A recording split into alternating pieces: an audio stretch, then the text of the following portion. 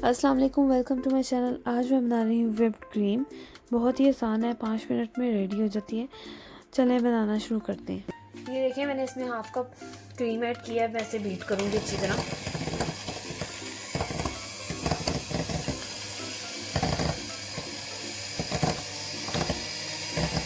इसे बीट करते रहना है जब तक ये थिक नहीं हो जाती। ये देखें, ये थिक हो गई है काफ़ी।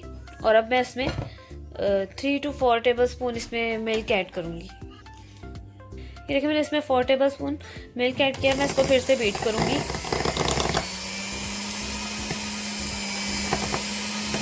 ये थिक हो जाएगी।